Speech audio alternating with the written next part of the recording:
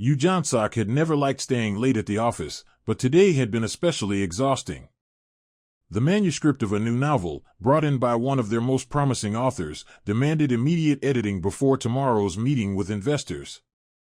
At 37, he had been heading the publishing house New Wave for 5 years and had learned to distinguish potential bestsellers from mediocre books within the first few pages. This manuscript was gold. When the clock on the wall showed 10 minutes to midnight, Jonsok finally set aside the red pen and stretched, feeling his shoulders stiffen. The office building had emptied 3 hours ago. Even the security guard was dozing behind the desk on the first floor. Jonsok packed the documents into his briefcase, turned off his desk lamp, and left the office. The October night greeted him with cool silence. Seoul never truly slept, but in this business district, traffic slowed to a minimum after midnight. Jonsok was heading to the parking lot, keys in hand, when he noticed something unusual out of the corner of his eye. A woman was sitting on a bench near a small square next to the office building. That in itself wasn't strange. People sometimes stepped out for fresh air even at night. But she was holding a child who was wailing, and she had her head down, shoulders shaking with sobs. Jonsok stopped. He didn't consider himself a hero and usually didn't meddle in other people's business, but something about the scene pierced him to the core. Perhaps it was the child's cry, so desperate and helpless. Perhaps it was the woman's posture, utterly defeated. He turned off the path toward the parking lot and approached the bench. With each step, the baby's cries grew louder, and Jonsok quickened his pace without realizing it. The woman wore a light sweater and jeans, too light for an October night. Next to her on the bench lay a small bag, more like a beach bag than a travel one. "Excuse me," he began, approaching her, "do you need help?" The woman flinched and abruptly raised her head. In the light of the street lamp, Jonsok saw her tear-streaked face and froze, unable to believe his eyes. Minju? Kim Minju. He hadn't seen her in 12 years, since graduating from university. 12 years during which he had tried to forget her, tried to build his life, married and divorced, climbed the career ladder. 12 years during which her image should have faded, becoming a ghost of youthful infatuation. But now, looking at her, grown, exhausted, with a baby in her arms, Jonsok felt a painful squeeze in his chest. She had hardly changed. The same dark eyes, the same delicate oval face, the same lips he had once dreamed of kissing but never dared. "Jonsok?" Her voice was hoarse from crying. "Is that you?"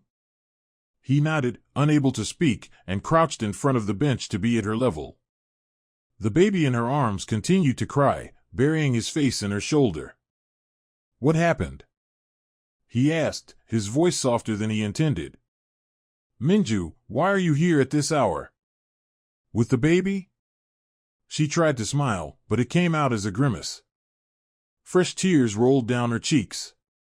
"My husband went on a business trip the day before yesterday," she began, her voice trembling. "And tonight his mother kicked me out. She said that Chanmin is an illegitimate child. That he was born too early, and she doesn't believe he is the son of her precious Hyunsu." Jonsok felt a wave of anger rise inside him. "What? But that's absurd. Premature babies are born for all sorts of reasons. It doesn't mean—" "I know," Minju interrupted, rocking the crying baby. "I know everything. But she has always hated me. From the very first day. And now, with Hyunsu not at home, she finally found an excuse to get rid of me." "And your husband? Does he know?" Minju laughed bitterly. "I called him. 3 times. He said we'd deal with it when he returns. In a week.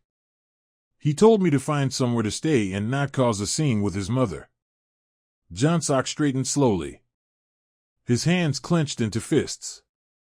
He didn't know this Hyunsu, but he already hated him with all his soul.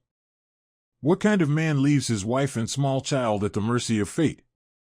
What kind of person doesn't protect his family from his own mother? "Do you have anywhere to go?" he asked, though the answer was obvious. If Minju had somewhere to go, she wouldn't be sitting on a bench in a business district at midnight. She shook her head, holding her son close. The baby quieted slightly, his cries turning into whimpers. My parents died 4 years ago. A car accident. I have friends, but... She hesitated. They all have families, children, their own problems. I don't want to burden anyone. I thought about renting a motel room, but I only have 3,001 in my wallet. All my cards stayed at home when she threw me out. I didn't even grab anything properly. Jonsok didn't hesitate. He knew what he had to do. He had known the moment he recognized her. Come with me, he said firmly. Minju looked at him, eyes full of surprise and doubt. What? Jonsok, I can't. Yes, you can, he interrupted, holding out his hand. I have a big apartment. There's a spare room. You need a place to stay, and so does the baby. We'll sort out everything else in the morning, once you've rested. But, Minju, he crouched next to her on the bench, we're friends. We were friends. I can't leave you here. Please, let me help. She looked at him for a long moment, and something in her eyes changed. Then she nodded slowly. Thank you, she whispered, her voice trembling again. I don't know what I would have done if you hadn't. Jonsok gently took her bag and helped her stand. The baby whimpered, and Jonsok instinctively reached to support the child's head. Tiny fingers immediately gripped his finger. Hello, Chanmin, he said quietly. Everything will be fine. I promise. As they walked toward the car, Minju suddenly stopped. Jonsok turned and saw her crying again, but differently this time. Not from despair, but from something else. You've always been like this, she said through her tears. Kind. Reliable. I don't deserve this. What he did next was completely spontaneous. Jonsok shifted her bag to the other hand and hugged Minju, carefully, so as not to crush the baby between them, but firmly. Firm enough for her to feel she wasn't alone. That someone was there. That everything would be okay. You deserve it, he whispered into her hair. You deserve much more than what they did to you. And Minju cried on his shoulder, bitterly, relieved, releasing all the grief and humiliation that had built up inside her. Jonsok just held her, stroking her back, just like he had long ago at university, when she failed an exam or argued with her parents. Some things don't change with time. The instinct to protect her was one of them. After a few minutes, Minju calmed down, wiped her tears, and smiled tiredly. Sorry. Today was such a nightmare. Don't apologize, Jonsok opened the car's back door. Let me help get Chanmin settled. I don't have a child seat, so we'll drive slowly and carefully. They got the baby settled in the back seat. Minju buckled in next to him, holding the child. Chanmin finally quieted, his eyes closing. Jonsok got behind the wheel and started the engine. His apartment was about 20 minutes away, in a quiet residential area. On the way, he glanced at the rearview mirror from time to time. Minju was looking out the window, her profile softly lit by passing streetlights. 12 years. 12 years since he had last seen her. And now she was here, in his car, with a child, miserable and cornered. Life really did have a way of surprising you. Jonsok's apartment was on the 12th floor of a modern residential complex. He had bought it 3 years ago, after his divorce from Soyeon, when he realized he could no longer live in a house saturated with memories of a failed marriage. It was spacious, 3 bedrooms, a large living room combined with a kitchen, 2 bathrooms. Too spacious for one person, but Jonsok liked the sense of air and freedom it gave him. Now, as he opened the door and let Minju in with the sleeping Chanmin, he felt, for the first time in 3 years, that the extra rooms finally had a purpose. Come in, make yourself at home, he said quietly, careful not to wake the baby. The guest bedroom's right there, to the right. The sheets are clean, I change them once a week, even if no one stays over. Minju went into the room he pointed to and gently laid her son on the wide bed, surrounding him with pillows so he wouldn't roll over. Chaman didn't even stir, sunk in deep sleep. He's so tired, Minju whispered, adjusting the blanket Jonsok had brought from the closet. He cried all day. I think he could feel something was wrong. Jonsok looked at the sleeping child. Judging by his size, Chaman was about a year old, maybe a little older. A round little face, chubby cheeks, a tiny nose. A beautiful child. He lay there with his arms spread out, completely relaxed, trusting the world around him. Will he need to eat when he wakes up? Jonsok asked. I don't have any baby food, but I can run to a 24-hour store. Minju shook her head. I have formula in the bag, she said, pointing to the beach bag Jonsok had set by the door. And a bottle. I'll just need to heat up some water. But that'll be in the morning. He'll probably sleep till 6. They left the room, closing the door behind them, and Jonsok led Minju into the kitchen. Tea? Coffee? He offered. Tea, please. Minju sank into a chair by the dining table and ran her hands over her face. I don't even know what to say. Thank you feels too small. Jonsok filled the kettle with water and turned it on. Don't say anything. Just rest. We'll figure everything out tomorrow. While the tea steeped, they sat in silence. Minju gazed out the window at the sleeping city below, soul stretched out like a sea of glittering lights. Jonsok watched her. 12 years ago, they had met in their first year of university. Minju studied literature, Jonsok, publishing. They met in the library, both reaching for the same book, a collection of short stories by contemporary Korean authors. They laughed, started talking, and from that day on became inseparable friends. Jonsok had probably fallen in love with her on their third meeting. They had been sitting in a small cafe near campus, and Minju, eyes bright, told him about a novel she had just finished reading. She spoke with such passion, such fire, that Jonsok couldn't take his eyes off her. And then he suddenly realized, this is her. The one. The one he would love for the rest of his life. But he never told her. He was afraid to ruin their friendship. Afraid she wouldn't feel the same. Afraid to lose her completely. And in the end, that fear made him lose her anyway. In their third year, Minju met Hyun-soo, a guy from a parallel class, handsome, confident, from a good family. Hyun-soo wasn't afraid. He began courting Minju right away, openly showing his feelings, and within 3 months, they were dating. Jonsok remembered the day Minju told him about Hyun-soo. They were sitting in the same cafe again, and she was glowing with happiness. He smiled, congratulated her, and died a little inside. After graduation, they lost touch. Minju married Hyun-soo, and Jonsok heard about it from mutual friends. 2 years later, he himself married Soyeon, a colleague from the publishing house. The marriage lasted 4 years and ended in a quiet, almost peaceful divorce. They simply didn't love each other. Soyeon understood that. So did Jonsok. And now Minju was back in his life, but not at all the way he had ever dreamed. The kettle whistled softly.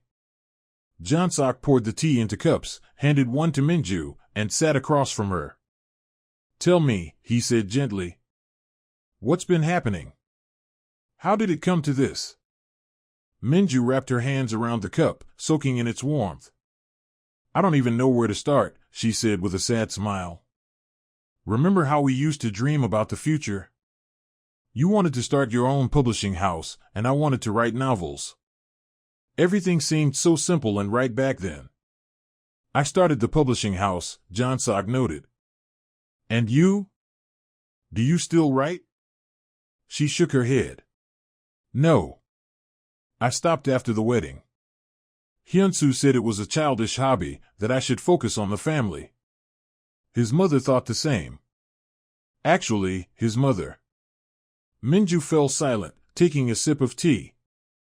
She's a very special woman.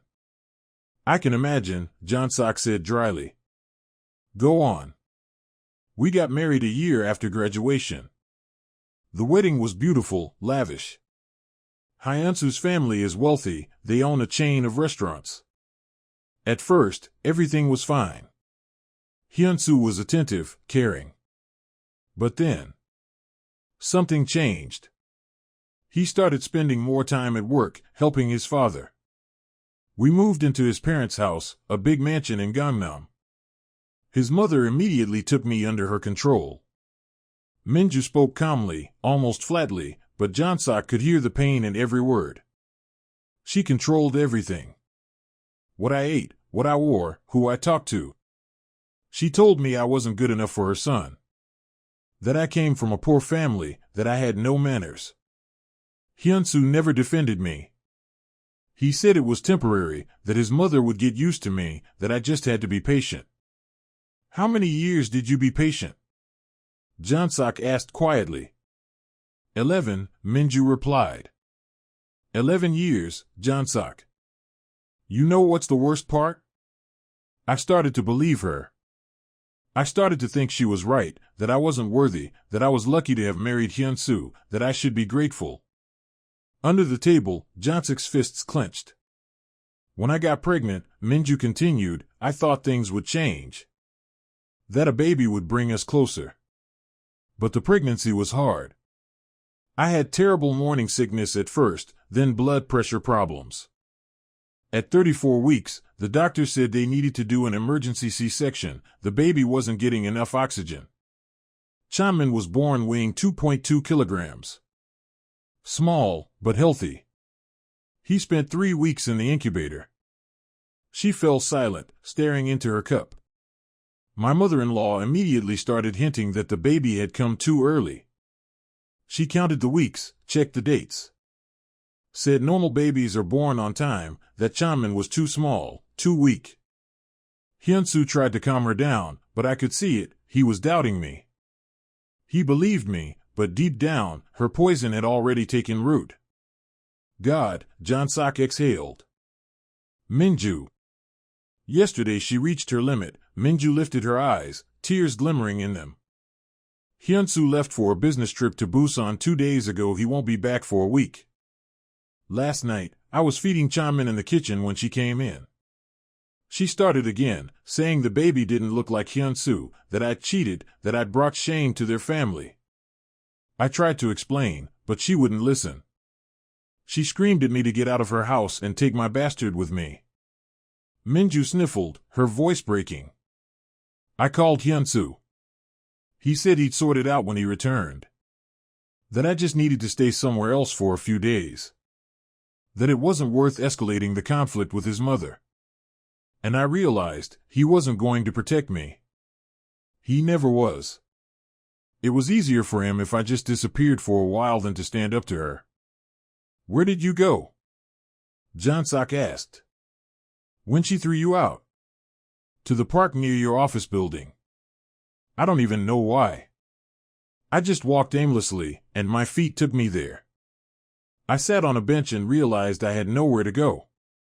No money, no friends I could turn to.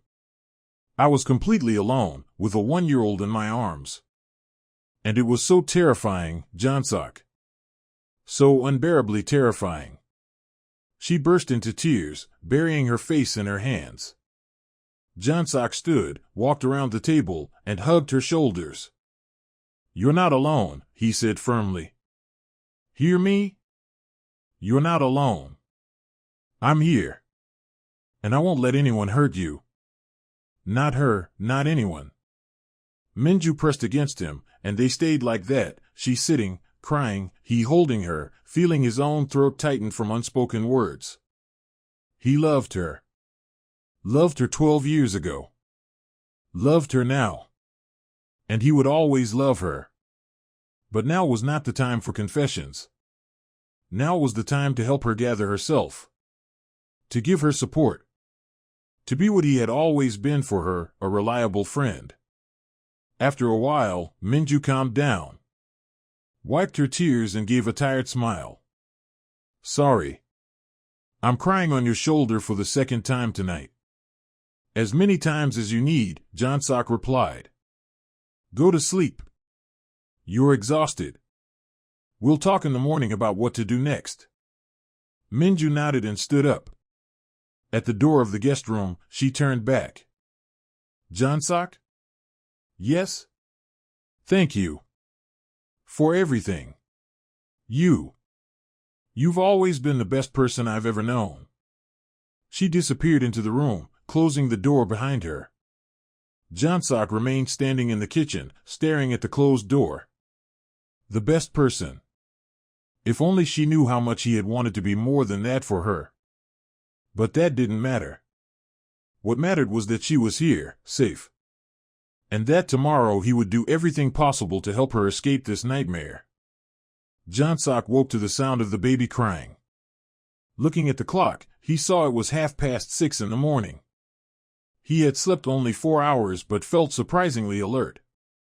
Pulling on sweatpants and a t-shirt, he left his bedroom. The door to the guest room was slightly open. Chamin's cries and Minju's quiet, soothing voice drifted out. Jonsok peeked inside. Minju stood by the window, rocking her son in her arms. She was wearing the same clothes as yesterday, her hair tousled. Chamin cried, turning away from the bottle she was trying to feed him. Trouble? Jonsok asked from the doorway. Minju turned, looking utterly exhausted. He doesn't want to eat. Usually he wakes up hungry, but now he refuses the formula. Maybe he's sick? Or I did something wrong. There was panic in her voice. Jonsok stepped closer.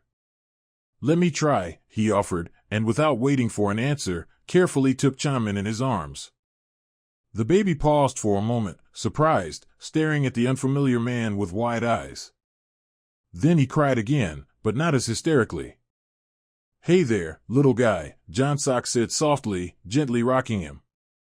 What's wrong? Why don't you want breakfast?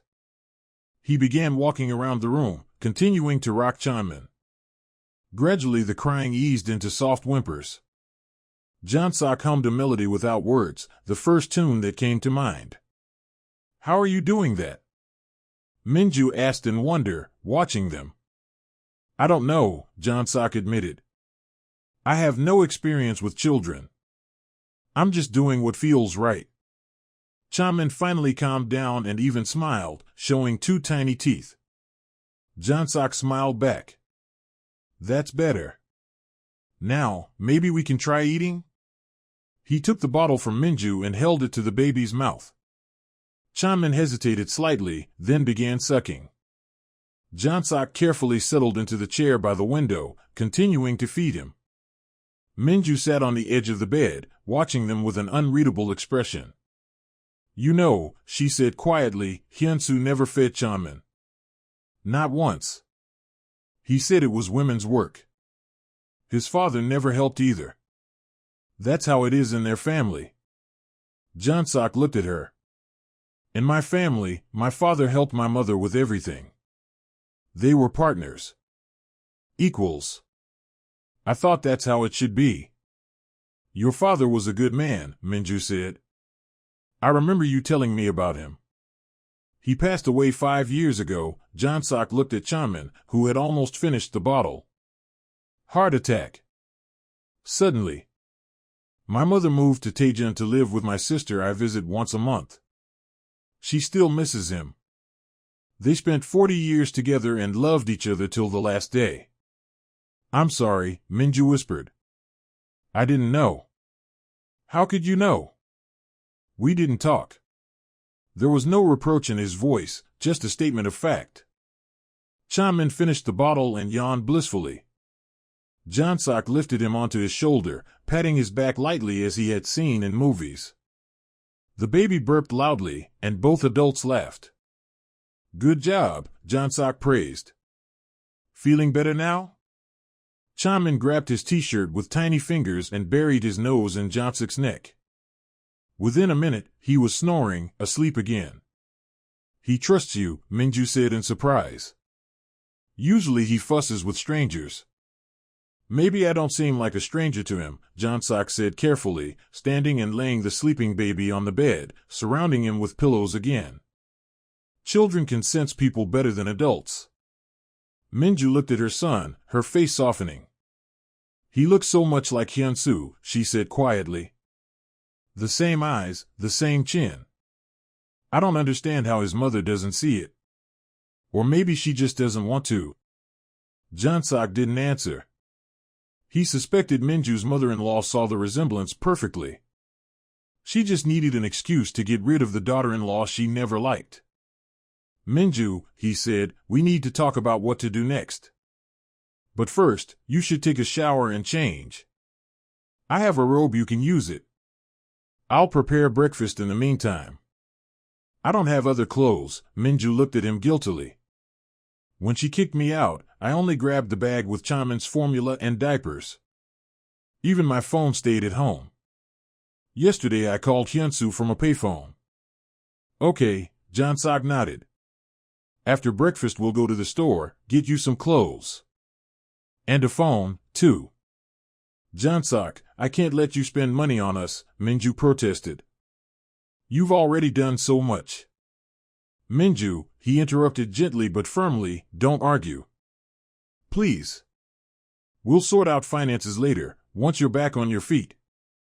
Right now, the important thing is that you have everything you need. She wanted to argue but met his gaze and nodded. All right. Thank you. While Minju was in the shower, Jonsok prepared breakfast. He wasn't a great cook, but he made decent scrambled eggs with vegetables and toast. He brewed fresh coffee and squeezed orange juice.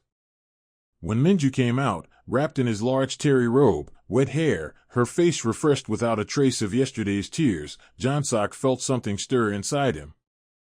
She looked so young, so vulnerable. Just like in university, when they stayed up late in her dorm preparing for exams, and she wore that oversized robe, clearly a gift from someone. Sit down, he gestured to the table. The food is still hot. They ate in silence. Minju was clearly hungry, probably hadn't eaten anything yesterday. Jonsok poured her coffee, placed toast on her plate, and she didn't refuse. Delicious, she finally said. You've learned to cook. Had to. After the divorce, I realized I couldn't live on takeout forever. You divorced, she said, more a statement than a question. 3 years ago. The marriage lasted 4 years. We parted on good terms. We just weren't right for each other. Minju nodded, staring into her cup. I envy you, she said unexpectedly. You had the courage to leave a relationship that wasn't working. And I endured 11 years. Convincing myself it was right, that marriage is work, that I had to try. And where did it get me? Sitting in a robe in the apartment of a former classmate because my husband and his family threw me out like trash. Don't say that, Jonsok covered her hand with his. You're not trash. You're a strong woman who faced an unbearable situation. And you will get through it. I'll help you. Why? She lifted her eyes to him. Why are you helping me? We haven't seen each other in 12 years. I didn't even congratulate you on your wedding, didn't right after your divorce. I was a bad friend. And now I show up out of nowhere, in a nightmare situation, with a child in my arms, and you. You just accept me. Why? Jonsok knew he should say something about friendship, about how decent people behave. But looking into her eyes, he couldn't lie. Because you matter to me, he said simply. You always mattered. And it doesn't matter how much time has passed. Some people stay important forever. Minju stared at him for a long moment, and something in her gaze changed. Some kind of understanding, some realization. Jonsok. Don't say anything, he released her hand and stood. Finish your coffee, and I'll see what clothes I can lend you until we get new ones. My ex-wife left a few things, maybe something will fit. He went to his bedroom without waiting for an answer. His heart was pounding as if he had run a marathon. Almost confessed. Almost told her everything. But he couldn't. Not now. She was vulnerable, confused, frightened. Any confession now would be manipulation, pressure. He had no right. Jonsok opened the closet and pulled out a box of Soyeon's clothes. After the divorce, she had taken almost everything, but a few items remained: simple t-shirts, sweatpants, one skirt. Minju was roughly the same size it should fit. When he returned to the kitchen with the box, Minju was still at the table, but now a notebook and pen lay on her lap, which she had apparently found on a shelf. "What are you doing?" Jonsok asked. "Making a plan," she replied without looking up. "What needs to be done?" "Finding housing. Getting a job. Sorting things out with Hyunsu. Arranging documents for Chanmin, in case I need to divorce." Jonsok set the box on the table and sat across from her. "Good. Let's go step by step. First, housing. Minju, you can stay here as long as you need. I have 2 spare rooms, and I live alone. It's not a burden, on the contrary." "I can't take advantage of your kindness," she started, but he raised his hand. "It's not kindness, it's logic. You need time to get things in order. Apartment rentals require a deposit, first month's rent. You don't have money right now. Why spend money you don't have when there's a ready solution? Stay here, save money, find a job, and later, if you want, look for your own place." Minju looked at him, tears glistening in her eyes. "You're too good to me." "I'm realistic," Jonsok countered. "Second, work. What do you want to do?" "I don't know," Minju admitted. "For the past 11 years I've been a housewife. I have no work experience except a couple of part-time jobs in university.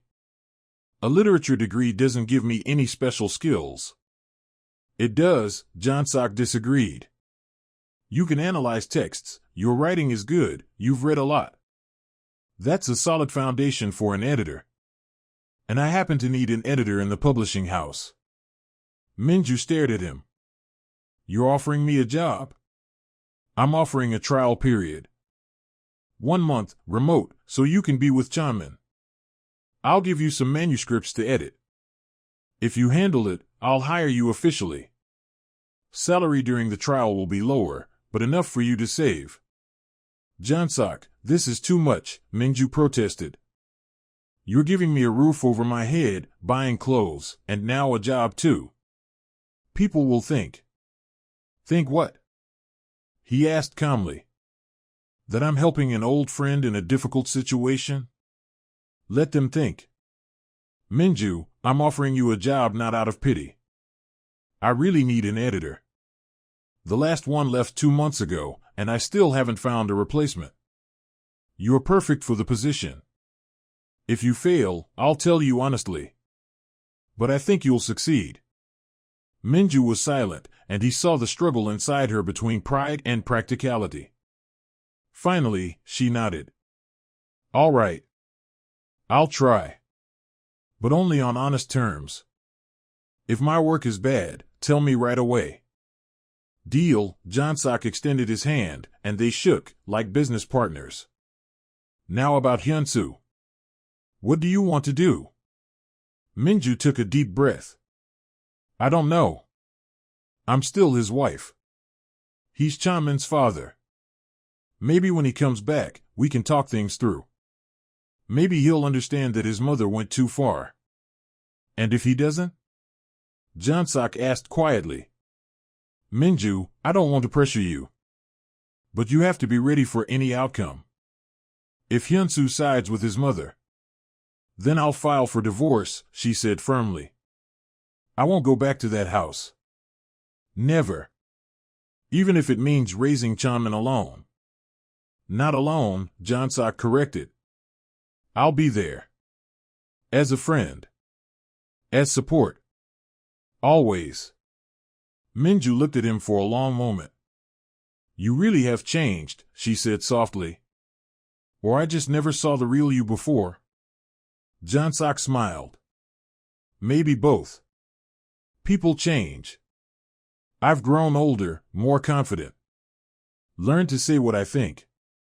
Though not always, he added, and a hint of irony slipped into his voice, which Minju didn't catch. From the bedroom came Chanmin's cry. Minju jumped up. He's awake. I need to change his diaper. Go ahead, Jonsok nodded. I'll sort these clothes and see what fits you.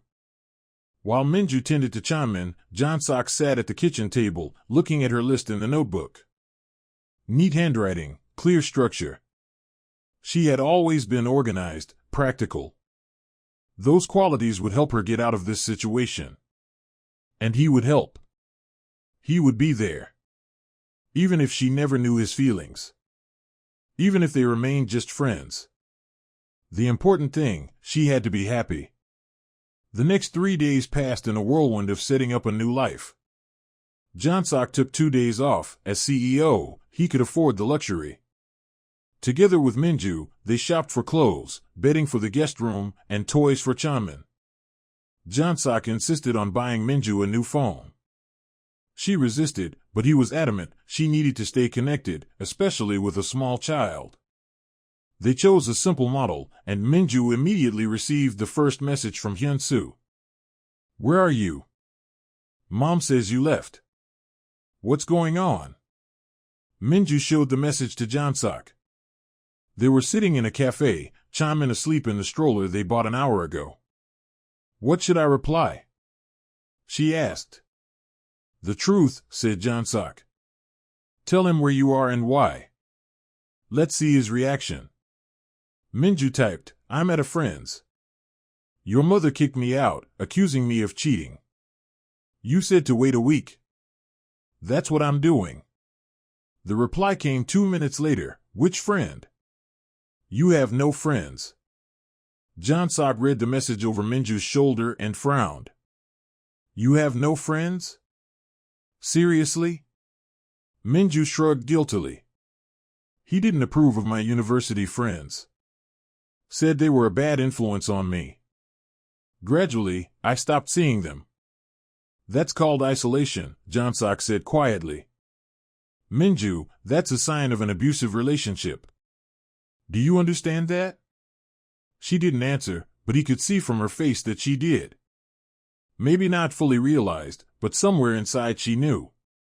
Send him a message that you're with an old university friend, Jonsok suggested. You don't have to mention my name. For now. Minju typed the message and sent it. The reply came almost immediately, come home. Stop this nonsense. We'll talk when I get back. I'll come back when you pick me up yourself and talk to your mother. I will no longer live in a house where I'm accused of things I didn't do. The pause stretched. Minju nervously bit her lip, staring at the screen.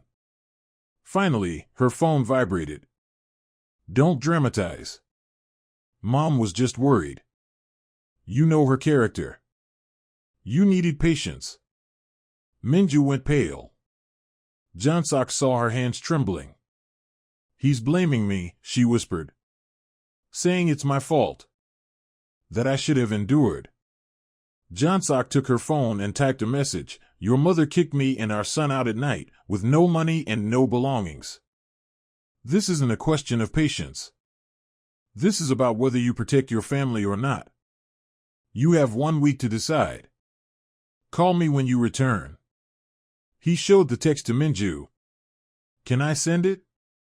She hesitated, then nodded. Jonsok pressed send. There was no reply. He's angry, Minju said. Hyun-soo doesn't like being given ultimatums. Then it's time he learned, Jonsok said sharply, then softened. Sorry. Not my business. But, Minju, you have to understand, if a man loves you, he will protect you. From anyone. Even his own mother. Especially if she's wrong. Your father protected your mother? Minju asked quietly. Always, Jonsok replied. I remember once my grandmother on my father's side visited and started criticizing my mother's cooking. Mom got upset, started crying. Dad politely but firmly told her that if she didn't like how his wife cooked, she didn't have to come to dinner. Grandma was offended, but never criticized Mom again. Dad valued his wife's happiness over keeping peace with his mother. Your mom was lucky, Minju said with a sad smile. She had a real man. You can have that too, Jonsok said, not looking at her. Someday. If you give yourself a second chance. Chamin woke and whined. Minju picked him up from the stroller and held him close. Right now I can't even think about that, she admitted. I need to deal with what's in front of me. With Hyunsu. With my life. With who I am without him. You are Kim Minju, Jonsok said. A smart, talented, kind woman. A wonderful mother.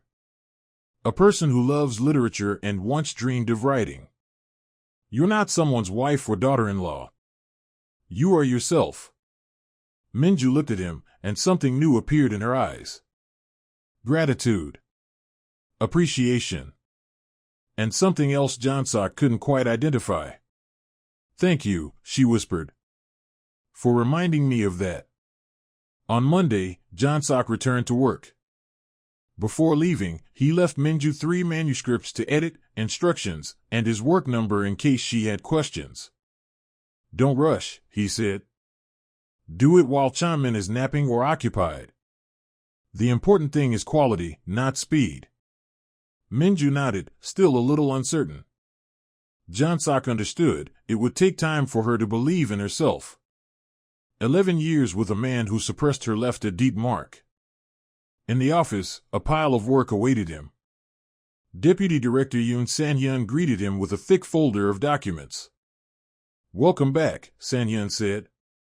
How was your weekend? Productive, Jonsok replied shortly. What do we have? They spent 2 hours going through accumulated work.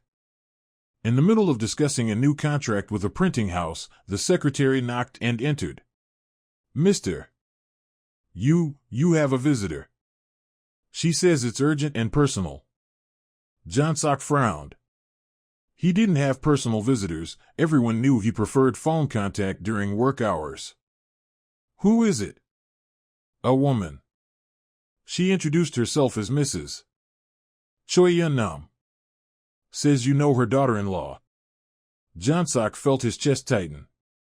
Minju's mother-in-law. How did she find him? Let her wait in the conference room, he said, keeping calm. San-hyun, we'll finish later. When the deputy left, Jonsok stood and went to the window. He needed to prepare himself. This woman didn't come for a polite chat. She came for Minju. And he would not let her take her. 5 minutes later, Jonsok entered the conference room. Seated at the table was an elegantly dressed woman, around 60, in an expensive suit, flawless hair, cold eyes. She appraised him with a sharp look. Mr. You Jonsok, she said without standing. Thank you for your time. Mrs. Choi, Jonsok sat opposite her, keeping a neutral expression. How can I help? I believe you know why I am here. My daughter-in-law and my grandson are with you. My old friend and her son are with me, Jonsok corrected.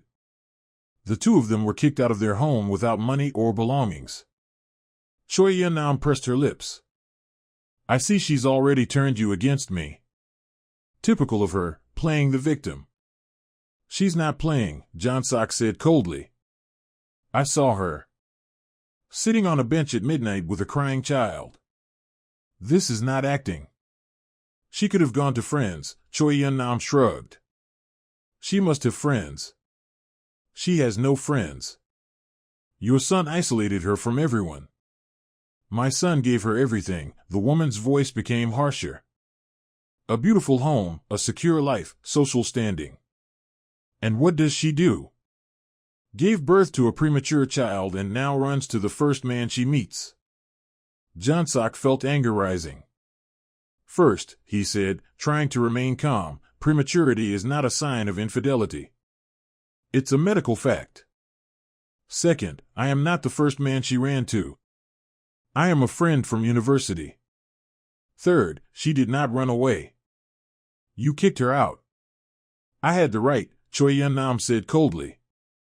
It's my house. She has the right not to live where she is humiliated. They stared at each other, tension thick in the air. Where is she? Choi Yun-nam finally asked.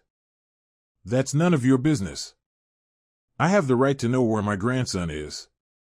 You have no rights, Jonsok said firmly.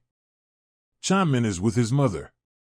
He is safe, fed, cared for. That is enough. Choi Yun-nam stood. You don't understand who you're dealing with, Mr. Yu. My family has influence. We can make things difficult for you.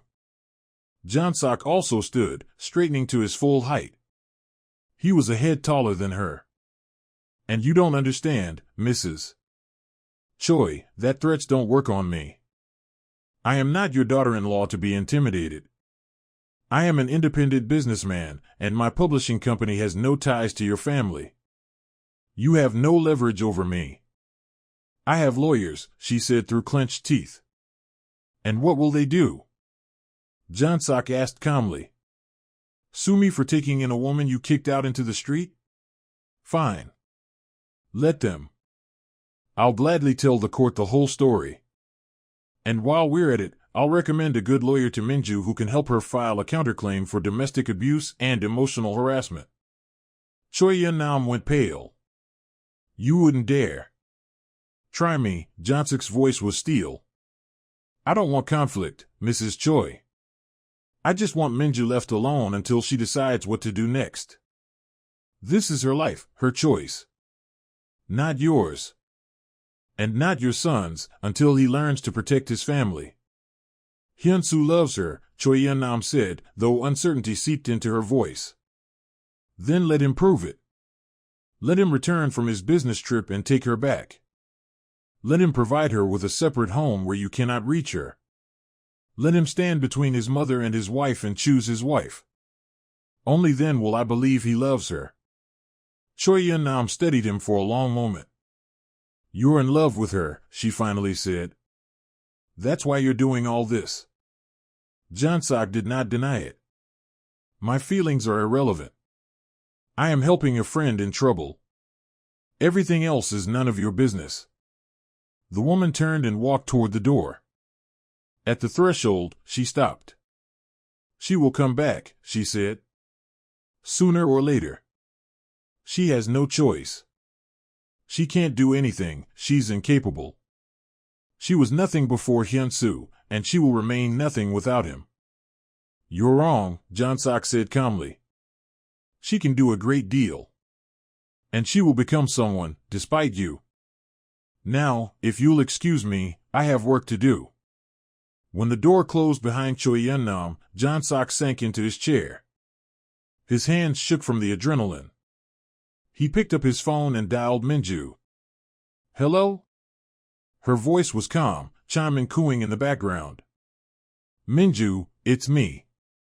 Your mother-in-law was just at my office. Pause. What? How did she find you? I don't know. Probably hired a private investigator or asked someone we both know. Doesn't matter. The important thing is she knows you're here. But I didn't give her the apartment address. My God, Minju gasped. Jonsok, I'm so sorry. I dragged you into this nightmare. Maybe I should. Don't even think it, he cut her off. Don't you dare. You're staying. Nothing has changed. Just be careful when you leave the house. And if you notice anything suspicious, call me immediately. Okay, she whispered. Thank you. For protecting me. Always, Jonsok said, hanging up. The rest of the day, he worked on autopilot, thoughts constantly returning to the conversation with Choi Yun-nam. She was dangerous, used to controlling situations, and the fact that Minju had escaped her grasp had clearly struck a nerve. In the evening, returning home, Jonsok found Minju at the kitchen table, surrounded by printed manuscripts.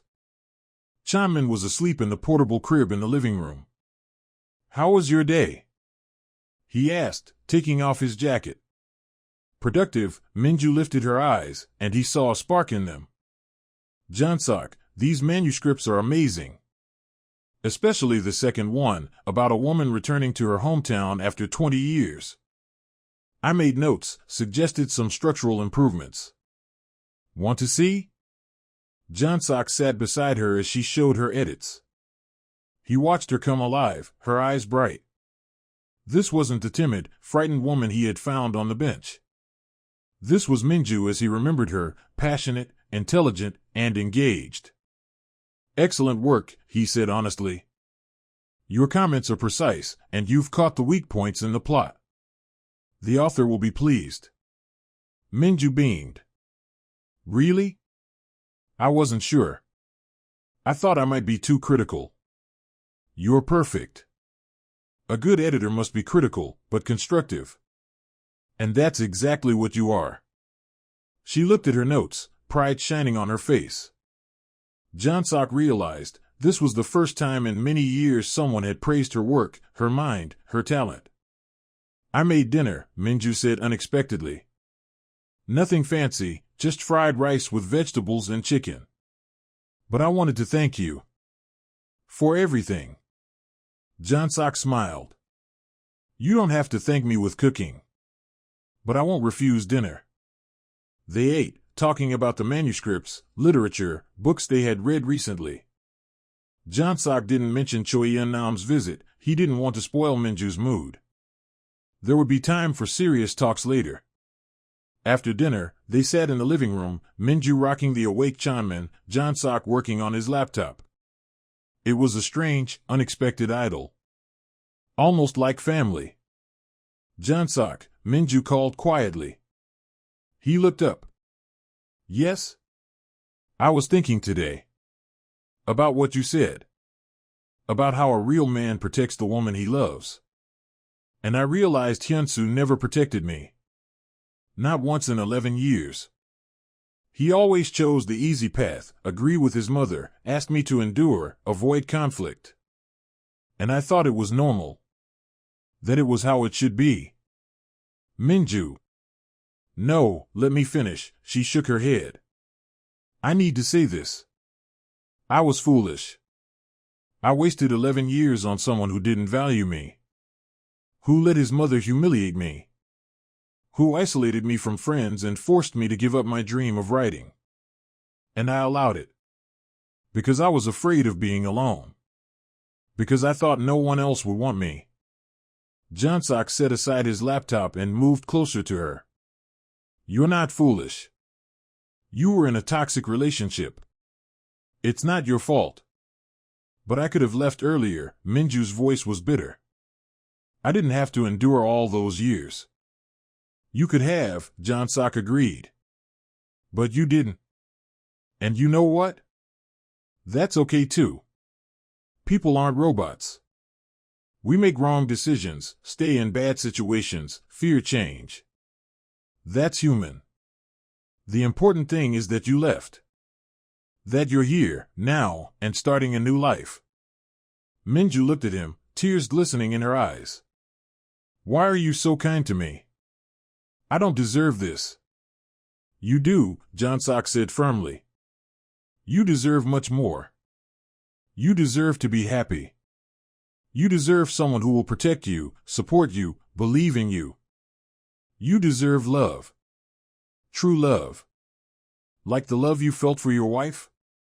Jonsok smirked. "No. I never loved So-yeon. I married her because I thought I had to. That it was time to have a family. That maybe I could grow to love her over time. But I couldn't. Because I already loved someone else." Minju froze. "Who?" Jonsok looked into her eyes. "Now or never." "You," he said quietly. "I loved you 12 years ago, at university. I've loved you all this time. And I love you now. That's why I'm helping you. Not out of pity.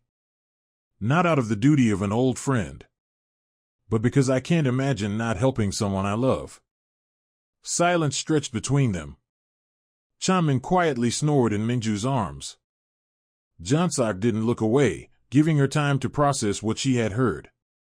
You loved me? Minju finally whispered. Back then, at university? Yes. Why didn't you say anything? Because I was afraid, Jonsok answered simply. Afraid of losing you as a friend. Afraid that you wouldn't feel the same. And then Hyansu appeared, and it was already too late. Minju remained silent, staring at him with wide eyes. I don't expect anything in return, Jonsok quickly added. I don't want to pressure you. You've just come out of a nightmarish relationship. You need time to recover, to understand who you are and what you want. I just wanted you to know the truth. So there's no unspoken thing between us. Jonsok, I don't know what to say, Minju whispered. You don't have to say anything, he stood up. Go to sleep. Tomorrow will be a new day. He went to his bedroom, closed the door, and sank onto the bed. His heart was pounding like crazy. He had said it. Finally said what he had held inside for 12 years. And now all that remained was to wait for her reaction. The next few days were strange. Minju behaved cautiously, almost shyly. She continued working on manuscripts, playing with Chamin, cooking dinners. But a heavy, unspoken tension hung between them. Jonsok tried to act normally. He left for work in the morning and returned in the evening. He didn't bring up his confession. He gave her space to think. On Friday evening, a week after that night on the bench, Hyansu called. Jonsok was in the kitchen when he heard Minju's phone ring in the living room. He went out and saw her looking at the screen, pale. It's him, she said. Hyansu is back from his business trip. Answer, Jonsok advised. Listen to what he has to say. Minju pressed the answer button and put the call on speaker. Hello? Minju, Hyansu's voice sounded tired. Where are you? I need to see you. I'm at a friend's. I told you. I know you're with you, Jonsok. My mother said, Hyansu's voice carried irritation. Why did you go to him? To a former classmate you haven't seen in 12 years? Because I had nowhere else to go, Minju replied calmly. Your mother kicked me out. You said to wait. I waited. Now what? Pause. Come back home.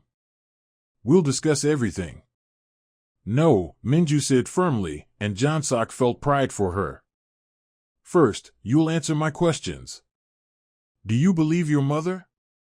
Do you think Chamin isn't your son? Hyansu stumbled. Minju, I don't know. Mother says. I don't care what your mother says, Minju cut him off, her voice trembling with anger. What matters is what you think. Do you believe me or not? Why was he born so early? Hyansu blurted out. Why is he so small? Because I had a difficult pregnancy. Minju exclaimed. Because I had high blood pressure and the doctors performed an emergency C-section. All of this is in the medical records, Hyansu. You can check. Mother says the documents can be falsified. Your mother hates me. Minju shouted. She hated me from day one. And you know it. You've always known. But it was easier for you to turn a blind eye than to protect me. I did protect you, Hyansu protested, but there was no conviction in his voice. When? Minju stood, still holding the phone. When she forbade me from seeing my friends? When she said I cooked badly? When she forced me to quit writing? When she threw me out with your son in the middle of the night? When did you protect me, Hyansu? Silence on the other end was telling. I thought you were stronger, Hyansu finally said. I thought you could handle it. Mother has always been difficult, but you chose her. Always chose her. Instead of me. Instead of our family. She's my mother. Hyansu's voice rose. I can't just turn away from her. But you can from me, Minju said quietly. From me and from our son. Understand? Minju, let's meet. Let's talk properly, Hyansu's voice took on a pleading note. I'll come for you. We'll rent an apartment, move. Start over.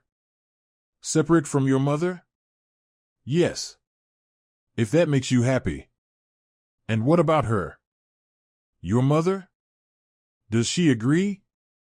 The pause was too long. She will get used to it. Over time. So you haven't even talked to her yet, Minju observed. You didn't tell her that you'd take me. Didn't set conditions. You just hope I'll come back and everything will somehow work out. Minju. I need time, she said. To think. About us. About whether we have a future. Of course we do. We're a family. Family is when people protect each other. Support each other. Trust each other. We don't have that, Hyansu. Maybe we never did. It's because of him, isn't it? Suddenly Hyansu's voice became harsh. Because of Jonsok. Mother said he's in love with you. That he's using the situation to ruin our marriage. Minju looked at Jonsok, standing in the doorway. He wanted to leave to give her privacy, but she shook her head, asking him to stay.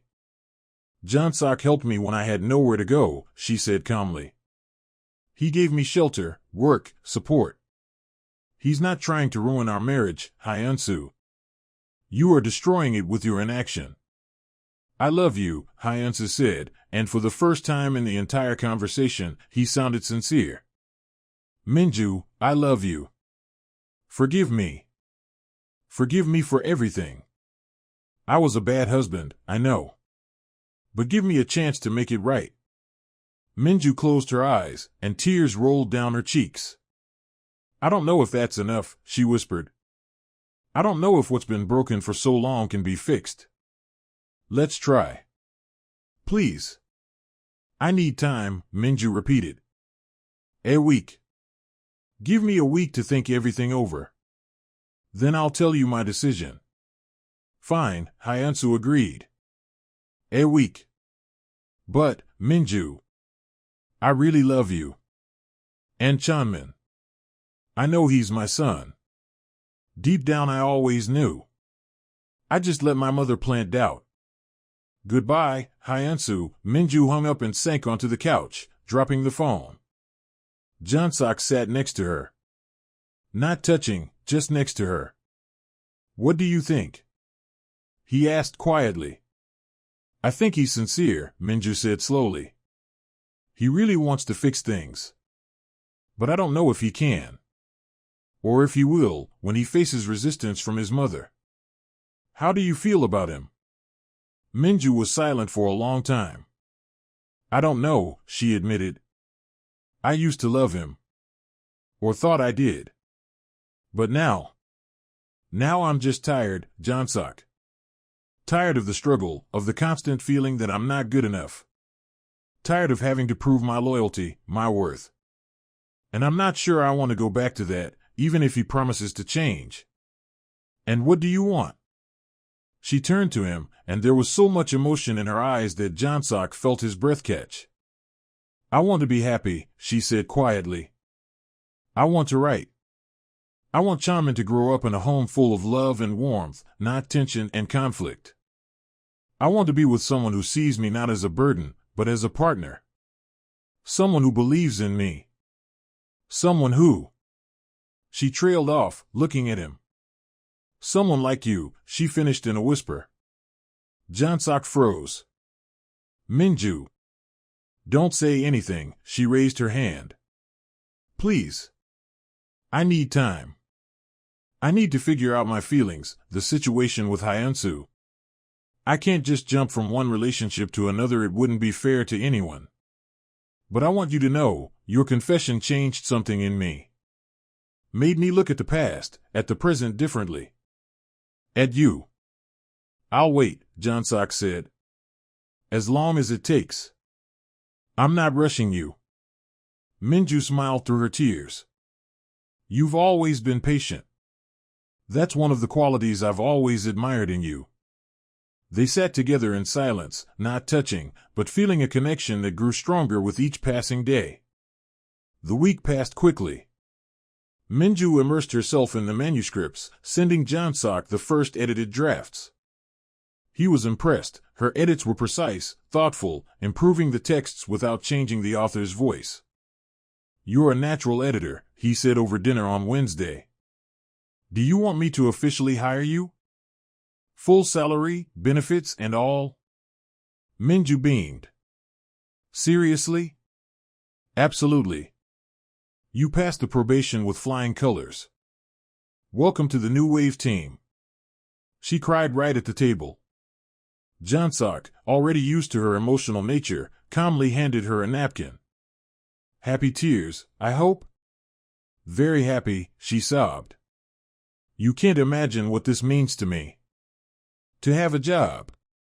To earn my own money. To feel useful, needed. You've always been useful and needed, Jonsok said softly. It's just that no one appreciated it before. On Thursday, Minju started writing. Jonsok came home to find her at the laptop he had lent her for work. Chanmin was asleep, and Minju was typing, completely absorbed in the process. What are you working on? He asked, leaning over her shoulder. Writing a story, she replied without looking away from the screen. About a woman who has lost herself in life and is looking for a way back to herself. I don't know if it will turn out to be anything good, but I have to try. Can I read it when you're done? You'll be the first, she turned to him and smiled. I promise. On Friday evening, exactly a week after the conversation with Hyunsu, Minju was sitting in the living room, holding her phone. Jonsok stayed close, just in case. Chanmin was playing on the carpet with soft blocks that Jonsok had bought. I'm ready, Minju said and dialed Hyunsu's number. He answered on the first ring. Minju. Hi, Hyunsu. I promised I'd call in a week. I've been waiting, his voice sounded tense. Have you decided? Minju took a deep breath. Yes. I want a divorce. The silence on the other end was deafening. What? Hyunsu finally managed. Minju, no. You can't. I can, she said firmly. And I must. Hyunsu, I've thought about this entire week. About us, about our marriage, about what was and what could have been. And I realized, we're not right for each other. Never were. We married for the wrong reasons, and we stayed together for the wrong reasons too. It's because of him, Hyunsu's voice hardened. Because of Jonsok. Are you sleeping with him? No, Minju answered calmly. I'm not sleeping with him. I sleep in a separate room, and nothing happened between us. It's not about him, Hyunsu. It's about us. Our marriage died long ago, we just didn't want to admit it. I love you, Hyunsu said, desperation creeping into his voice. I could change. I could be better. Give me a chance. You've had 11 years of chances, Minju replied softly but firmly. 11 years during which I waited for you to notice me. To protect me. To choose me. But you never did. And I can't wait anymore, Hyunsu. I have one life, and I don't want to spend it waiting for someone to become the person they should have been from the start. And Chanmin? Hyunsu's voice trembled. He's my son. You can't take him away from me. I'm not taking him away, Minju said. You can see him whenever you want. You can be part of his life. I'm not the kind of woman who uses a child as a weapon. But I won't be your wife anymore. My mother will never agree to a divorce, Hyunsu said, panic creeping in. She'll make a scene, she. I don't care what your mother thinks, Minju interrupted. For the first time in my life, I absolutely don't care. This is my life, my decision. Not hers. And not yours. You'll regret this, Hyansu said, now angry. You'll be alone, with a child, without money. You think this Jonsok will support you forever? He'll get tired, find someone else, and you'll be left with nothing. Jonsok clenched his fists, but Minju answered calmly, I won't be left with nothing. I have a job. I earn my own money. I can support myself and my son. I don't need a man to survive. I need a partner to be happy. And you were never a partner, Hyansu. You were a master, expecting obedience. I gave you everything. Hyansu shouted. A house, clothes, food. You lived like a queen. I lived like a bird in a golden cage, Minju replied quietly. Beautiful, but still a cage. And now I'm free. And it's the best feeling in the world. Minju. Goodbye, Hyansu. My lawyer will contact you about the divorce details. Please, be reasonable. Let's do this civilly, for Chanmin's sake. She hung up, and the phone fell from her hands. Minju sat motionless, staring into space, then slowly turned to Jonsok. I did it, she whispered. I really did it. Yes, Jonsok took her hand in his. You were amazing. Strong. Clear.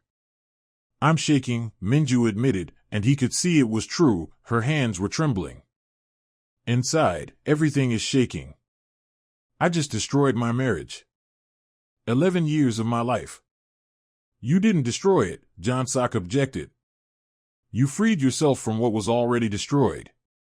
Those are different things. Minju nodded, then suddenly started crying. Jonsok hugged her, and she cried on his shoulder, long, bitter, and liberating. These were not tears of regret, but of relief. Tears marking the end of one chapter and the beginning of another. Chanmin crawled to them and tugged at his mother's sleeve, looking worriedly at her tears. Minju picked him up, holding him close along with Jonsok, and they sat together, almost like a family, but not quite yet. The next day, Jonsok helped Minju find a lawyer. A good family law specialist, a woman in her 50s with a sharp mind and a kind heart. The lawyer listened to Minju's story and nodded. You have a strong case, the lawyer said. Evidence of emotional abuse, isolation from social contacts. Plus the fact that your mother-in-law threw you out with the baby. If it goes to court, the judge will be on your side. But let's try to settle amicably. It's faster and cheaper. I don't want his money, Minju said firmly. Only child support for Chanmin. And visitation rights for Hyansu, if he wants them.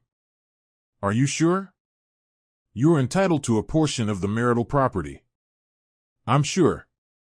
I just want to be free. The lawyer smiled. I rarely meet clients like you.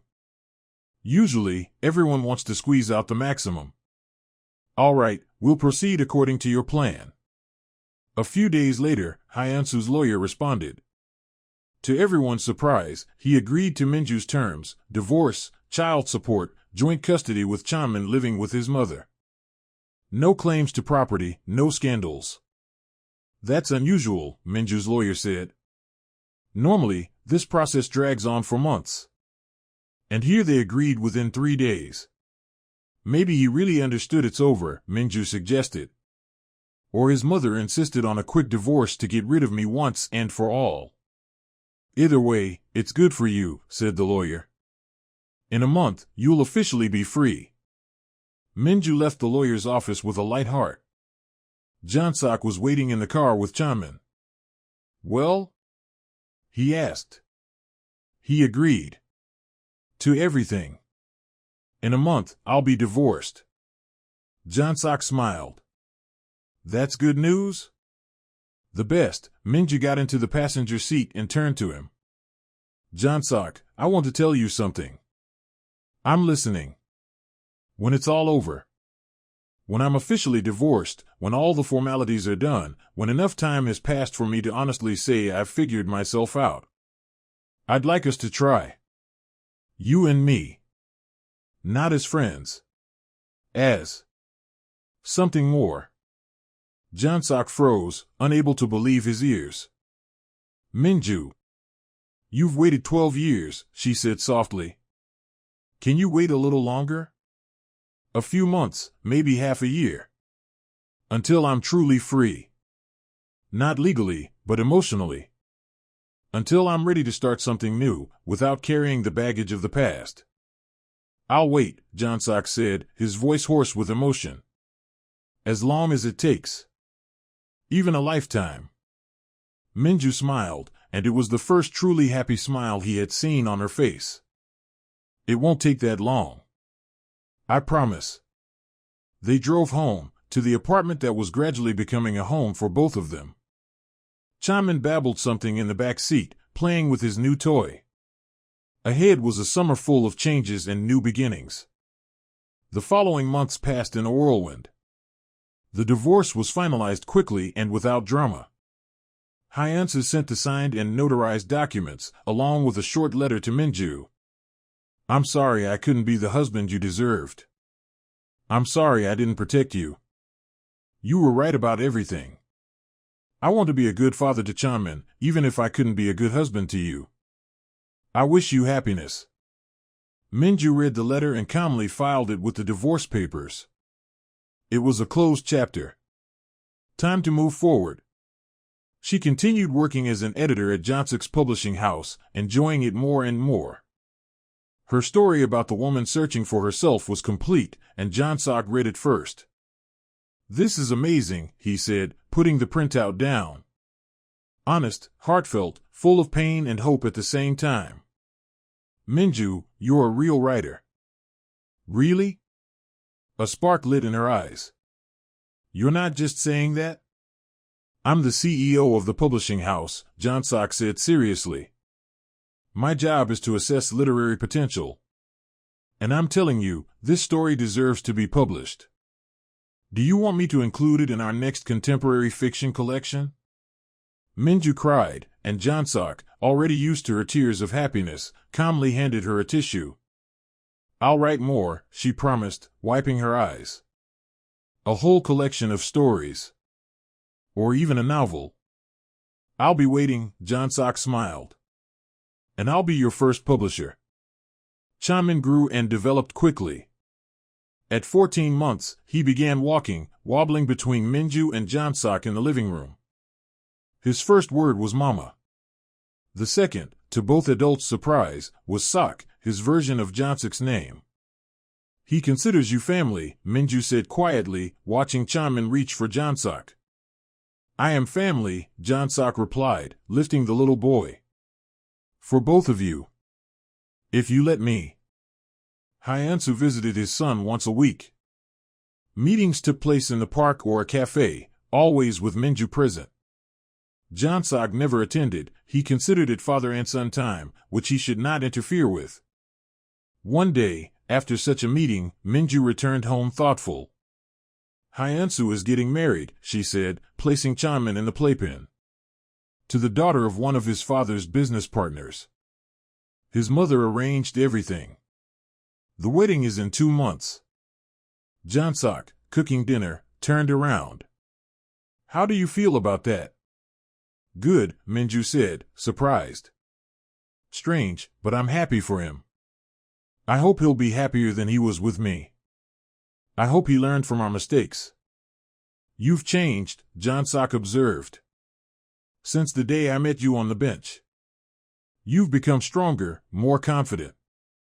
Because I had support, Minju stepped closer. Because someone believed in me, even when I didn't believe in myself. They stood in the kitchen, very close, and a tension hung between them. A good tension, full of promises. It's been 4 months since the divorce, Minju said quietly. I feel free. Happy. Ready. Ready? Jonsok barely breathed. Ready to start something new.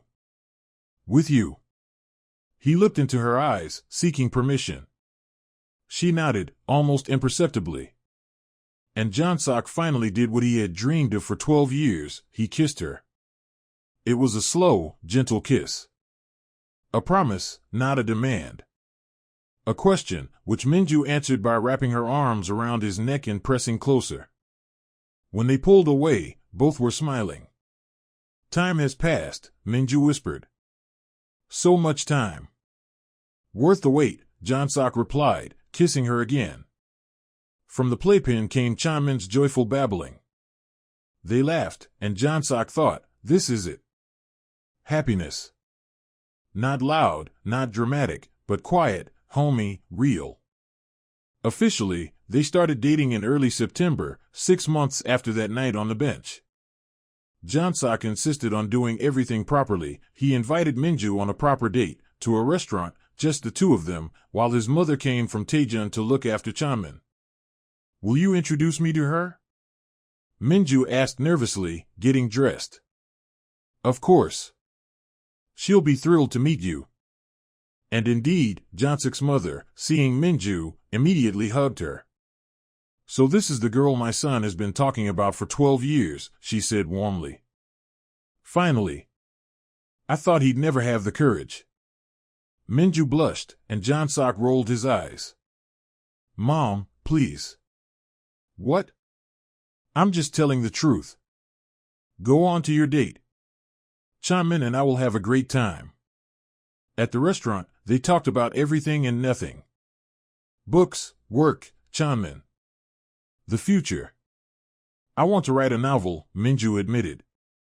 About a woman who lost herself in a marriage and found herself again. But not as a sad story, as a story of hope. Write it, Jonsok encouraged. I'll publish it. Even if it's bad? It won't be bad. But even if it is, I'll still publish it. Then we'll hire a good editor to fix it, he winked. Minju laughed, and the sound was so light, so genuine, that Jonsok felt something inside him overflow with happiness. Jonsok, she said seriously, I want you to know. What we have now. It's not gratitude. Not because you helped me. I've fallen in love with you again. Or maybe for the first time truly. I see you now, not as a friend, not as a savior, but as the man I want beside me. Always. I'll be beside you, Jonsok promised. Always. This isn't a promise for an evening, Minju. This is a promise for life. They held hands across the table, and the waiter, passing by, smiled at their happiness. Autumn turned into spring, and life went on. Minju moved from the guest bedroom into Jonsok's room, and it felt as natural as breathing. Chanmin turned 1.5 years old and was already confidently running around the apartment, calling Jonsok Dad.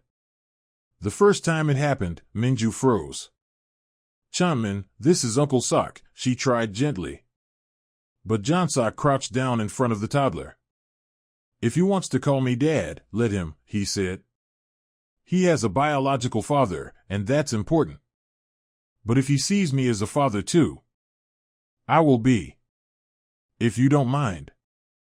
Minju looked at them both, the man who loved her son as his own, and the child reaching for him with complete trust, and nodded. I don't mind. Not at all. Hyeonsa learned about this during one of his visits, and to Minju's surprise, he didn't object.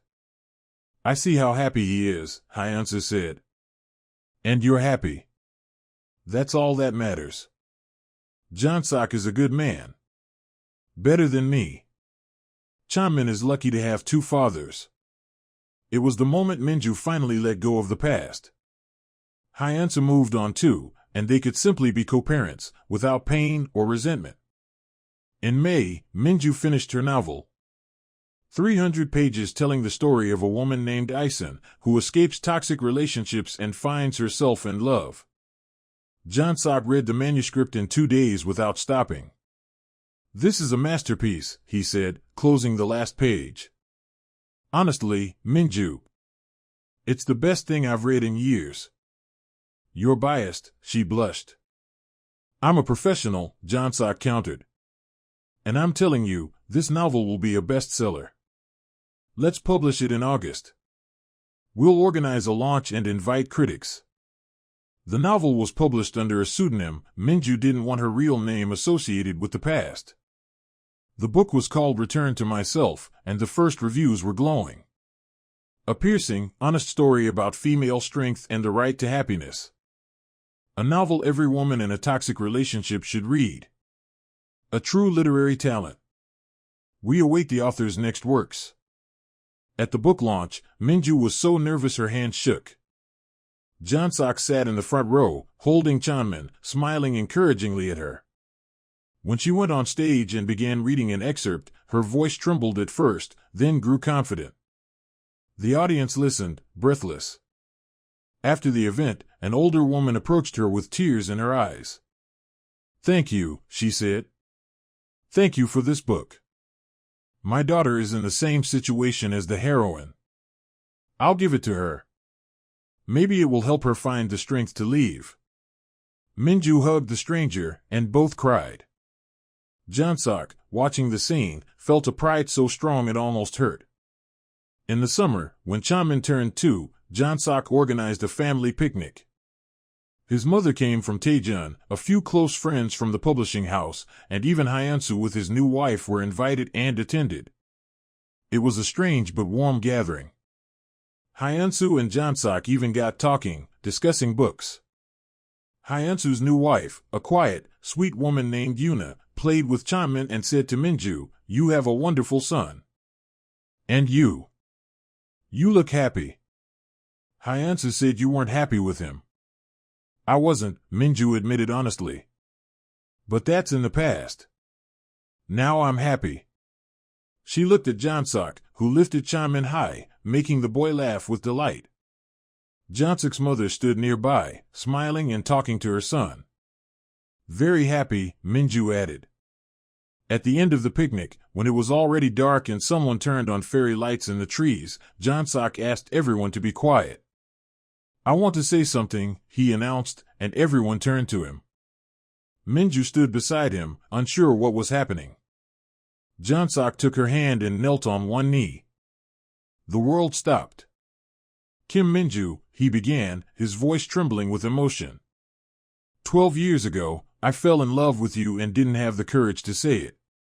A year ago, fate gave me a second chance, and I didn't let it slip. These months with you have been the best of my life. You've made me happy, you've given me a family, you've filled my home with love and laughter." He took out a small box and opened it. Inside was a simple but elegant ring with a small diamond. "I know you've already had one failed marriage. I know the word marriage can scare you. But I promise, with me it will be different. I will protect you, support you, believe in you. I will love Chanmin as my own. I will be your partner, not your master. I will be with you in joy and sorrow, in health and sickness. Always." Tears streamed down Minju's face, but she smiled. "Kim Minju, will you marry me?" "Not now, if you're not ready. Not tomorrow. But someday. Say that someday you'll be my wife." Minju knelt beside him, holding his face in her hands. "Not someday," she whispered. "Now." "Yes, Jonsok. Yes, I will marry you. Because you're the best thing that's ever happened to me. Because I love you. Because I want to spend the rest of my life with you." He slid the ring onto her finger, and they kissed amid the applause of their friends. Chanmin, not understanding what was happening but feeling the joy, clapped too. Jonsok's mother cried tears of happiness. Even Hyunsu smiled, hugging his Yuna. It was a perfect moment. The beginning of a new chapter. A promise of a happy future. The wedding took place the following spring, a year and a half after that night on the bench. Not a lavish event like Minju's with Hyunsu, but a small ceremony in the park where she and Jonsok had met during their student years. Minju wore a simple white dress with a wreath of fresh flowers in her hair. Jonsok, in a light suit, held Chanmin. The boy was the honorary witness for both. They wrote their vows themselves. I promise to see you, Jonsok said. To see the real you every day. Your dreams, your fears, your strength, your vulnerability. I promise to protect you, not from the world, but with you against anything that threatens us. I promise to be your partner in joy and sorrow, in success and failure. I promise to love not only you, but your son as my own. I promise to build a family with you, founded on love, respect, and freedom. Minju wiped her tears, then began her vows. I promise to trust you. To open my heart to you, even when I'm afraid. I promise to be myself, without pretending, without hiding. I promise to grow with you, to learn, to change, but to remain true to myself. I promise to be your support when times are hard, and your joy when everything is good. I promise to build a family with you, where everyone is free to be themselves, where love is not a cage, but wings. The priest declared them husband and wife, and when they kissed, Chanmin shouted joyfully, "Daddy! Mommy!" Everyone laughed. About 30 people attended the wedding, close friends, colleagues from the publishing house, Jonsok's mother. Hyunsu also came with Yuna and gave them a beautiful edition of classic Korean poetry. I wish you happiness, he said sincerely, shaking Jonsok's hand. True happiness. Thank you, Jonsok replied. And the same to you. After the ceremony, there was a small banquet at a restaurant. Jonsok's mother gave a toast. I knew my son loved Minju since university. I saw how he suffered when she married someone else. I saw how unhappy he was in his marriage because he loved the wrong woman. And now, finally, everything is in its place. Sometimes you have to go a long way to reach where you truly belong. Sometimes you have to lose something to find what really matters. Congratulations, my children. Be happy. Minju stood and hugged her new mother-in-law, grateful for her warmth and acceptance. In the evening, when the guests had left and Chanmin was asleep with Grandma, Jonsok and Minju returned home, to the apartment that had long become their shared home. Mrs. You, Jonsok said, hugging his wife at the doorway. How does it sound? Strange, Minju admitted. But good. Right. They went inside, and Minju looked around. Everything was familiar: the living room where Chanmin took his first steps, the kitchen where they cooked together, the bedroom where they fell asleep in each other's arms. But now it was more than just a home. It was a fortress built on love and trust. Remember that night? Minju asked softly. When you found me on the bench? Every second, Jonsok replied. I thought my life was over. That I had failed, that I was worthless, that no one needed me. And then you appeared. And everything changed. You changed everything yourself, Jonsok countered. I was just there. You found the strength to leave, the strength to start over, the strength to believe in yourself. It's all you, Minju. She pressed against him. We saved each other. You saved me from loneliness and despair.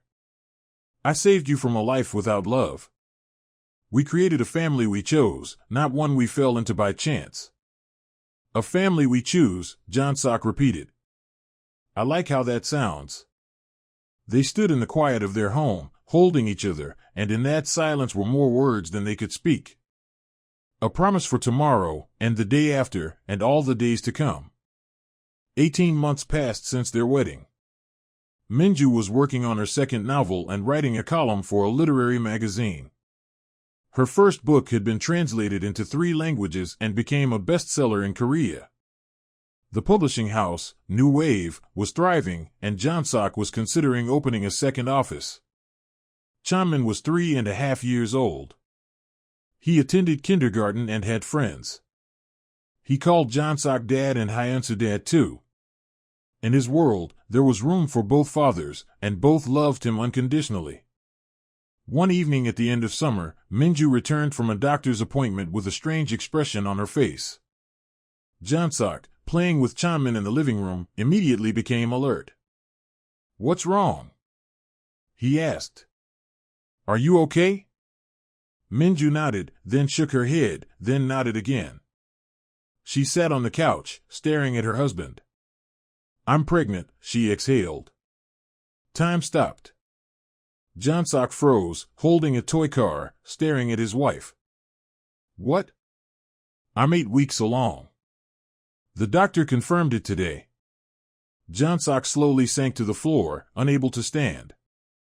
His face was a mixture of shock, joy, fear, and exhilaration. We're going to have a baby? Yes, Minju laughed through her tears. We're going to have a baby. Jonsok crawled to her on his knees, hugging her waist, pressing his face against her belly. Hello, little one, he whispered. I'm your dad. And I already love you. Minju stroked his hair, crying with happiness. Chanmin, not understanding what was happening, ran to them and climbed onto his mother's lap. Mommy crying? He asked worriedly. These are happy tears, sweetie, Minju explained. You're going to have a baby brother or sister. You'll be a big brother. Like Minsu from kindergarten? Chanmin brightened. He has a little sister. Just like that, Jonsok smiled, lifting his son. You'll be the best big brother in the world. That evening, when Chanmin was asleep, they sat on the balcony, looking over nighttime Seoul. Minju lay with her head in Jonsok's lap, and he stroked her hair. I'm scared, she admitted. The last pregnancy was so difficult. What if something goes wrong this time too? Nothing will go wrong, Jonsok said firmly. We'll be careful, attentive. I'll be with you every step of the way. Every doctor's visit, every hard moment. You're not alone, Minju. Never alone again. I know, she took his hand and kissed his palm. With you, I fear nothing. The pregnancy went smoothly. Jonsok became an extremely attentive husband, cooking special meals, attending every ultrasound, reading books about pregnancy and childbirth. When they learned at 20 weeks that they were having a girl, he cried right in the doctor's office. A girl, he repeated in the car. We're going to have a daughter. A little girl. You'll go crazy worrying when she turns 16, Minju laughed. I will, Jonsok agreed. But that's 16 years away. For now, I'll just love and spoil her. They named their daughter Yusanmi, meaning the beauty of the sunrise. She was born in the spring, right on time, weighing 3 kilograms and 200 grams, healthy and loud. When the nurse handed the tiny bundle to Jonsok for the first time, he sat beside exhausted but happy Minju. He took the tiny child in his hands and felt the world shrink to the size of this small room, this woman, this child. She's beautiful, he whispered, looking at the little face. Like you. She's yours, Minju smiled wearily. Ours. Chanmin met his sister the next day. Hyeonsu brought him to the hospital, and the boy, standing on tiptoe at the crib, studied the baby seriously. She's small, he finally pronounced. You were small too when you were born, Minju said. I'll protect her, Chanmin solemnly declared. Like a big brother. Hyeonsu, watching, approached Jonsok. Congratulations, he said. You'll be a good father. You're already a good father to Chanmin. Thank you, Jonsok replied. That means a lot. Take care of them, Hyeonsu added. Minju and the children. They're your wealth. I will, Jonsok promised. And I'll always protect them. 2 more years passed. Sammi had learned to walk and talk, turning into an energetic little whirlwind who kept the whole family constantly on the move. Chanmin had started school and become a serious first grader. Minju finished her second novel, which also became a bestseller. One evening, they were sitting down for dinner, the whole family together. Chanmin talked about school, Sammi smeared porridge across her face, and Minju and Jonsok exchanged smiles. You know what I'm thinking about? Minju said. What? Jonsok asked. That night. When I sat on the bench with Chanmin, thinking my life was over. If someone had told me then that 3 years later I would be here, with you, with 2 children, happy and successful, I wouldn't have believed it. It seemed impossible. But it happened. Jonsok took her hand. Because you were stronger than you thought. Because you didn't give up. Because you were there, Minju corrected. At the right time, in the right place. Fate. Or a coincidence that turned into fate, Jonsok smiled. Chanmin, listening to their conversation, asked, Mommy, what is fate? Minju thought for a moment. Fate is when you meet someone who changes your life for the better. Like I met your appa. Will I meet my fate? The boy asked seriously. You will, Jonsok assured him. Someday. But don't rush, okay? You're only 5. Everyone laughed. Sami clapped her hands, not understanding, but happy with the general excitement. Later, when the children were asleep, Minju and Jonsok stood in the nursery, looking at the cribs with their son and daughter. Remember when you told me that I deserved happiness? Minju asked softly. I remember. You were right. I did deserve it. And so did you. We both deserve this, love, a family, a home where we can be ourselves. We created what we wanted, Jonsok hugged her shoulders. Not a perfect life, but a real one. With all its ups and downs, joys and challenges. But together. Always together, Minju agreed. They left the nursery, closing the door behind them. They walked into the living room, where a framed photo stood on the shelf, Minju and Jonsok on their wedding day, smiling, happy, whole. Next to it was another photo, the whole family together, Jonsok, Minju, Chanmin, Sami. And another, Chanmin with his 2 fathers, Jonsok and Hyunsu, on his 5th birthday. A family we choose, Minju whispered, looking at the photos. Not by blood, not by obligation, but by love. The best family in the world, Jonsok agreed, kissing her. Outside, the night had spread over Seoul, a city of possibilities and second chances. A city where, on one random night, 2 people met on a bench and changed their fates forever. Where pain turned into healing. Where an ending became a beginning. Where lost souls found a home. And most importantly, where love, true, patient, faithful love, finally found its happy ending. Not because it was written in the stars. But because 2 people made a choice to be kinder, stronger, honest. A choice to believe, forgive, and start anew. A choice to build a family not on traditions or obligations, but on mutual respect and freedom to be themselves. These are the families that are the strongest. The ones we choose.